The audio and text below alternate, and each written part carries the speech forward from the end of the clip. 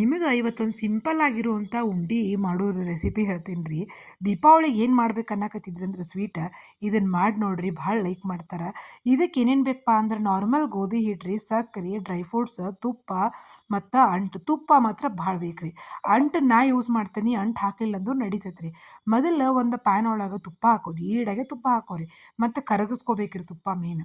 ಹಿಂಗೆ ಕರಗಿಸ್ದಂಗೂ ಆಗ್ತೈತಿ, ಹಿಂಗೆ ನಾವು ಏನು ಮಾಡ್ಕೊಂಡ್ರೆ ಫ್ರೈ ಮಾಡ್ಕೊಂಡಂಗೂ ಆಗ್ತೈತೆ ಅಂತ ಹೇಳಿ ನಾನು ಅಂಟು ಎಲ್ಲ ಡ್ರೈ ಫ್ರೂಟ್ಸು ಏನು ಮಾಡೀನಂತಂದ್ರೆ ಫ್ರೈ ಮಾಡ್ಕೊಂಡೆ ರೀ ಫಸ್ಟ್. ಆಮೇಲೆ ಏನು ಮಾಡ್ರಿಪ್ಪ ಅಂತಂದ್ರೆ 2 ಕಪ್ ಗೋಧಿ ಹಿಟ್ಟು ತಗೋರಿ. ಗೋಧಿ ಹಿಟ್ಟು ತೊಗೊಂಡು ಸುಮ್ಮನೆ ರೀ, ಏನು ತುಪ್ಪ ಗಿಪ್ಪ ಹಾಕ್ಲಾರ್ದ ಒಣಾದ ಹುರ್ಕೋರಿ. ಒಟ್ಟು ನಿಮಗೆ ಎಲ್ಲಿ ತನಕ ಹುರ್ಕೋಬೇಕಪ್ಪ ಅನ್ನಿಸ್ತು ಅಂದ್ರೆ ನಿಮಗೆ ಕೈಯಾಗ ಹಗರು ಬರ್ತೈತೆ ರೀ, ಅದು ಅಗದಿ ಹಿಂಗೆ ಪೌಡರ್ದಂಗೆ ಅನಿಸುತ್ತದೆ, ನಿಮಗೆ ಗೊತ್ತಾಕೈತಿ. ಅಲ್ಲಿ ತನಕ ಹುರ್ಕೋರಿ. ಕಲರ್ ಮಾತ್ರ ಚೇಂಜ್ ಆಗಂಗಿಲ್ಲ, ಕಲರ್ ಚೇಂಜ್ ಆಗೂಬಾರ್ದು. ಅಂದು ಹೊತ್ಸಕ್ಕೆ ಹೋಗ್ಬೇಡ್ರಿ ಕಲರ್ ಚೇಂಜ್ ಆಗ್ಬೇಕಂತ ಹೇಳಿ. ಸುಮ್ಮನೆ ಒಂದು 15-20 ನಿಮಿಷ ಹುರಿರಿ. ನೆಕ್ಸ್ಟ್ ಸಕ್ಕರೆ ತಗೋರಿ.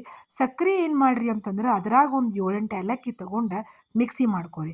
ಮಿಕ್ಸಿ ಮಾಡ್ಕೊಂಡು ಈ ರೀತಿಯಾಗಿ ಸಾನಿಗೆ ಹಾಕ್ಕೋರಿ.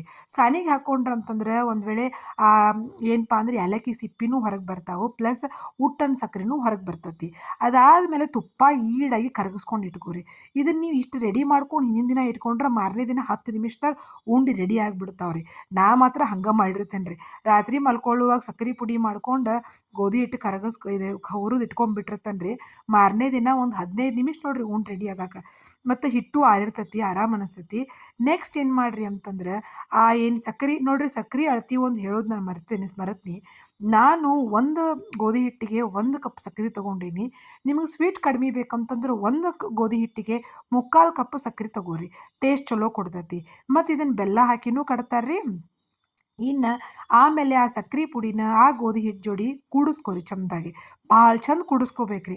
ಹೆಂಗಪ್ಪ ಅಂದ್ರೆ ನಿಮ್ಗೆ ಗೋಧಿ ಹಿಟ್ಟು ಟೇಸ್ಟ್ ನೀವು ಆಗ ಹಾಕೊಂಡ್ರೆ ಗೊತ್ತಾಗ್ಬಿಡ್ತೈತೆ ರೀ ನಿಮಗೆ. ಇನ್ನು ಆ ಒಂದು ಏನು ಅಂಟು ಹುರಿದಿಟ್ಕೊಂಡಿದ್ರಲ್ಲ ಅದನ್ನು ಪುಡಿ ಮಾಡ್ಕೊರಿ. ಇಲ್ಲ ಇಡೇ ಅಂಟೂ ಇಡ್ರಿ, ಏನೂ ಪ್ರಾಬ್ಲಮ್ ಇಲ್ಲ, ಮಸ್ತ್ ಅನ್ನಿಸ್ತಾವೆ. ನೆಕ್ಸ್ಟ್ ಏನು ಮಾಡ್ಕೊತ ಬರ್ರಿ ಅಂದ್ರೆ ತುಪ್ಪ ಹಾಕೋಂತ ಬರ್ರಿ. ಇನ್ನು ಎದ್ರಾಗಂದ್ರೆ ಆ ಒಂದೇನು ಗೋಧಿ ಹಿಟ್ಟು ಮತ್ತು ಸಕ್ಕರೆ ನೀವು ಮಿಕ್ಸ್ ಮಾಡಿದ್ರಲ್ಲ ಅದ್ರಾಗ ಎಷ್ಟು ತುಪ್ಪ ಬೇಕು ನೋಡ್ರಿ. ಮತ್ತು ಇದನ್ನು ಫಸ್ಟ್ ಟೈಮ್ ನೀವು ಕಟ್ಟಾಕತ್ತೀರಂತಂದ್ರೆ ಕಂಪಲ್ಸರಿ ಭಾಳಷ್ಟು ತುಪ್ಪ ಬೇಕು ರೀ. ನನ್ನ ಪ್ರಕಾರ ನಂದು ಒಂದು 2 ಕಪ್ ಗೋಧಿ ಹಿಟ್ಟಿಗೆ ಒಂದು 1/4 kg ತುಪ್ಪದ ಮೇಲೆ ಹೋಗೈತೆ ರೀ. ನಾನು ಫಸ್ಟ್ ಟೈಮಾಗಿ ಕಟ್ಟಿದ್ರಿ, ಆದ್ರೆ ಭಾಳ ಅಂದ್ರೆ ಭಾಳ ಚಂದ ಆತು. ಆವಾಗಿಂದ ಈ ವಿಡಿಯೋ ಫಸ್ಟ್ ಟೈಮಿಂದ ಆವಾಗಿಂದ ಪದೇ ಕಟ್ಟೇನಿ ನೋಡ್ರಿ ನಾನು. ಭಾಳ ಲೈಕ್ ಆಕೈತೆ, ಯಾಕಂದ್ರೆ ನಮ್ಮ ಹುಡುಗರು ತಿನ್ನಾಕತ್ಬಿಟ್ರಿ, ಕೇಳ್ತಾರೆ ಅದನ್ನು. ನೋಡ್ರಿ ಈ ರೀತಿಯಾಗಿ ಹದ ಬರಬೇಕದ. ಈ ಹದ ಬಂದ ಮೇಲೆ ಈ ರೀತಿಯಾಗಿ ಉಂಡೆ ಕಟ್ಟುವಾಗ ನೀವೇನು ಅಂಟು ಮತ್ತು ಡ್ರೈ ಫ್ರೂಟ್ಸ್ ಇಟ್ಕೊಂಡಿರ್ತಿರಲ್ಲ ಅದನ್ನು ಒಳಗಡೆ ಇಟ್ಟು ಈ ರೀತಿ ಉಂಡೆ ಮಾಡಿರಿ.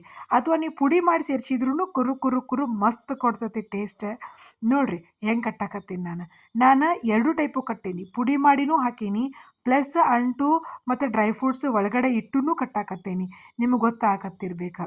ಸೊ ನಾನು ಅಂಟು ಯಾಕೆ ಪುಡಿ ಮಾಡಿ ಹಾಕಿದ್ನಿ ಅಂತಂದ್ರೆ ನನಗೆ ಫಸ್ಟ್ ಟೈಮ್ ಹೆದರಿಕೆ ಆಗಿತ್ತು ರೀ.